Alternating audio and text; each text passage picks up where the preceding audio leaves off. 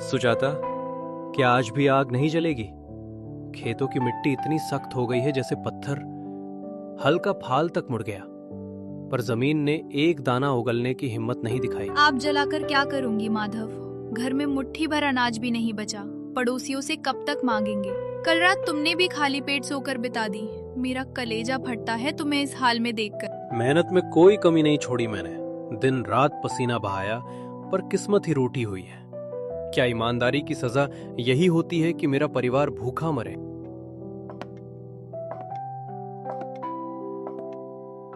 हिम्मत मत हारिए, आप सच्चे हैं और भगवान देख रहा है। आज फिर शहर जाकर किसी से मदद मांगिए, शायद कोई रास्ता निकल आए। मदद? अब तो लोग रास्ता बदल लेते हैं मुझे देखकर। पर तुम ठीक कहती हो, घर बैठकर हार मान लेना तो मौत के बराबर है। मैं जाता हूँ, शायद आज का सूरज हमारे लिए कुछ उम्मीद लेकर आए। माधव अपने लड़खड़ाते कदमों से बाहर की ओर बढ़ जाता है। सुजाता उसे तब तक देखती रहती है जब तक वो ओझल नहीं हो जाता। माधव गरीब किसान सिर झुकाए और हाथ जोड़कर सेठ धनीराम के पास घुटनों के बल बैठा था। सेठ जी, घर में चूल्हा जलना बंद हो गया है। बच्चे भूखे हैं। अगर आप थोड़ा और उधार दे देते तो फसल कटते ही मैं ब्याज समेत लौटा देता। उधार? माधव, तू तो ऐसे कह रहा है जैसे मेरी तिजोरी दान पुण्य के लिए खुली है। पिछला हिसाब याद है या वो भी धूप में सूख गया? साहब, पिछला कर्ज भी चुका दूंगा, बस इस बार दया कर दीजिए। मेरी जमीन के अलावा मेरे पास और कुछ नहीं बचा है। देख माधव, मुझे दया तो बहुत आती है, पर धंधा दया से नहीं चलता। ले, इस कागज पर अपने अंगूठे का निशान लगा दे। अगर 3 महीने में पैसे नहीं लौटाए तो वह सूखी जमीन मेरी हो जाएगी। पर सेठ जी, वो जमीन ही तो मेरी आखिरी उम्मीद है। अगर वो भी चली गई तो मैं क्या करूंगा? फिर खाली हाथ वापस जा। जा और अपनी भूखी पत्नी से कह दे कि तेरा पति स्वाभिमानी है, भले ही पेट खाली रहे। क्या चाहिए तुझे, रोटी या जमीन का टुकड़ा?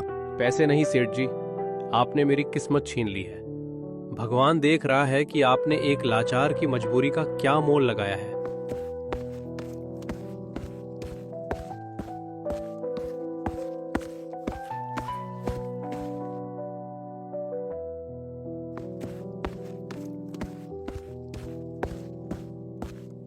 प्रणाम महाराज। क्या इस संसार में ईमानदारी का कोई फल नहीं है? एक तरफ वो लालची सेठ है जो गरीबों का खून चूसता है, और एक तरफ मैं हूं जो दिन रात मेहनत करके भी अपने परिवार को 2 वक्त की रोटी नहीं दे पा रहा। पुत्र माधव, धीरज रख। अंधेरा जब सबसे घना होता है, उजाला तभी करीब आता है। तेरी परीक्षा कठिन थी, पर तेरी ईमानदारी अडिग रही। अब और हिम्मत नहीं बची महाराज। सेठ मेरी जमीन हड़पने को तैयार बैठा है। मेरी पत्नी भूखी है। मुझे कोई ऐसा रास्ता दिखाइए जिससे मैं अपना सम्मान और अपनी रोटी बचा सकूं। माधव, आज की रात तू उस सूखी नदी के किनारे जाना जहां पुरानी बरगद की जड़ें पानी को छूती हैं। वहां तुझे एक प्राचीन रहस्य मिलेगा। याद रखना, वो वस्तु केवल एक सच्चे और परोपकारी व्यक्ति के हाथ में ही अपनी शक्ति दिखाएगी। रहस्य? कैसा रहस्य महाराज? क्या मेरी गरीबी दूर हो जाएगी? वो जादुई मटका है माधव। वो मटका नहीं, तेरी तकदीर है। पर याद रहे, लालच इंसान को अंधा कर देता है। जिस दिन तेरे मन में पाप आया, वो जादू लुप्त हो जाएगा। जा, अपनी किस्मत को खोज। साधु महाराज जंगल की ओर बढ़ जाते हैं और धुंध में ओझल हो जाते हैं। माधव अकेला खड़ा है। उसके चेहरे पर अब डर और उम्मीद का मिश्रण है। वो आकाश की ओर देखता है।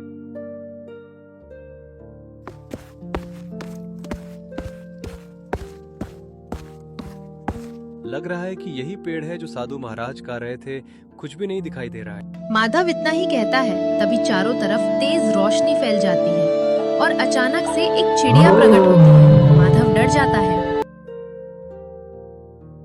हे भगवान, ये क्या चमत्कार है? इतनी रोशनी! क्या तुम कोई फरिश्ता हो या कोई माया? डरो मत माधव, मैं इस जंगल की रक्षक हूँ। साधु महाराज ने जो कहा था वो सत्य है। मैं यहाँ तुम्हें उस रहस्य तक ले जाने आई हूँ जिसे पाने की पात्रता केवल तुम्हारे पास है। तुम मेरा नाम जानती हो? छोटी चिड़िया, मैं बहुत संकट में हूँ। सेठ ने मेरी जमीन हड़पने का जाल बुना है। क्या तुम सच में मेरी मदद कर सकती हो? माधव, इस पेड़ के जड़ के नीचे मिट्टी में छिपा है वो जादुई मटका। वो तुम्हारी हर जरूरत पूरी करेगा। लेकिन याद रहे, ये केवल तुम्हारी भूख मिटाने के लिए है, किसी और का बुरा करने के लिए नहीं। मैं वादा करता हूँ, मैंने कभी किसी का बुरा नहीं चाहा। मैं बस अपनी पत्नी और घर को तंगहाली से बाहर निकालना चाहता हूँ। जाओ माधव, अपनी किस्मत बदलो, पर सावधान रहना, लालच की नजर बहुत बुरी होती है।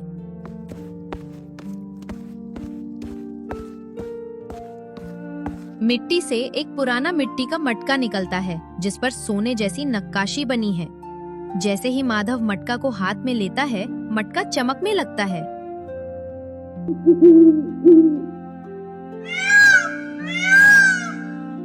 माधव का बचपन का दोस्त करीम, जो खुद एक गरीब लेकिन नेक दिल इंसान है। माधव, ओ माधव, देख भाई, कल शहर में मजदूरी मिली थी तो सोचा तेरे और भाभी के लिए थोड़ी सूखी रोटियां और गुड़ ले लूं। मुझे पता है सेठ ने तुझे बहुत तंग कर रखा है। करीम, तू सच में फरिश्ता है। पर आज देख, ऊपर वाले ने हमारी सुन ली। इस मटके को देख करीम, ये कोई मामूली मटका नहीं है। ये क्या कह रहा है माधव? मिट्टी का मटका ही तो है। कहीं भूख और चिंता ने तेरा दिमाग तो नहीं बदल दिया? हे मटके देवता, मेरे भूखे दोस्त के लिए पकवान प्रकट करो। अचानक मटके के अंदर से धुआं निकलता है और गर्मा गर्म पूड़ियाँ और सब्जी बाहर आने लगता है। करीम की आंखें फटी की पटी रह जाती हैं। या खुदा, ये क्या जादू है? माधव, क्या मैं सपना देख रहा? नहीं मेरे दोस्त, ये सच है। एक साधु और जादुई चिड़िया की कृपा से मिला है ये। तूने हमेशा अपनी आधी रोटी मुझे दी है, अब इस पर पहला हक तेरा है। खा करीम, पेट भर कर खा। माधव, तू बहुत नेक है, पर भाई एक बात याद रखना, गांव के लोगों और उस लालची सेठ की नजर इस पर न पड़े। दुनिया बहुत जालिम है, वो इसे छीनने की कोशिश करेंगे। तू फिक्र मत कर दोस्त, ये मटका केवल गरीबों की सेवा के लिए है। आज से न तू भूखा सोएगा और न कोई और लाचार। हम मिलकर सबकी मदद करेंगे। माधव, क्या ये सच में वही मिट्टी है जिससे हम घरे बनाते हैं? इसमें से निकलने वाली रोशनी तो किसी मंदिर के दिए जैसी पवित्र लग रही है। हाँ सुजाता, ये हमारी ईमानदारी का फल है। हे मटके देवता, हमारी दरिद्रता दूर करो। हमें इतना सामर्थ्य दो कि हम फिर कभी किसी के आगे हाथ ना फैलाएं।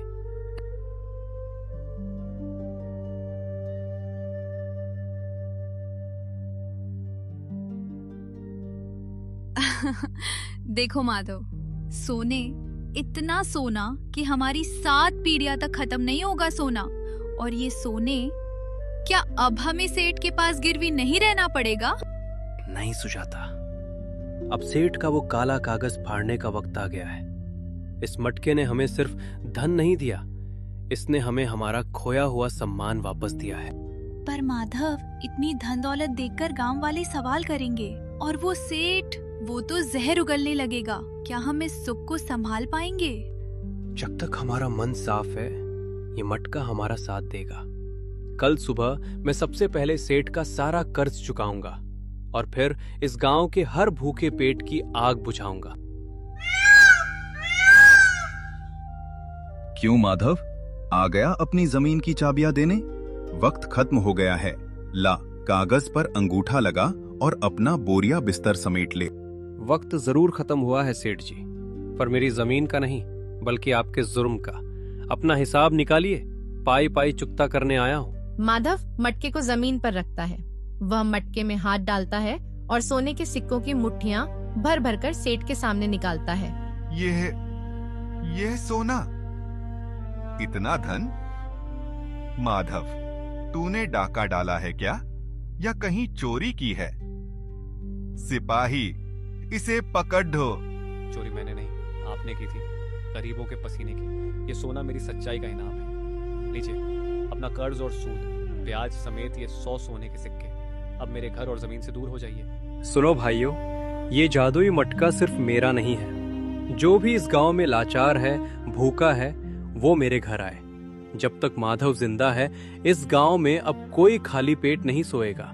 शाम का समय माधव की पुरानी झोपड़ी के बाहर अपनी पत्नी सुजाता अपने वफादार दोस्त करीम के साथ बाहर खड़ा था। वही जादुई चिड़िया उड़कर आती है और मटके के किनारे बैठ जाती है। सच कहा सुजाता, धन तो आता जाता है, पर जो सुकून दूसरों की मदद करने में है, वो दुनिया के किसी खजाने में नहीं।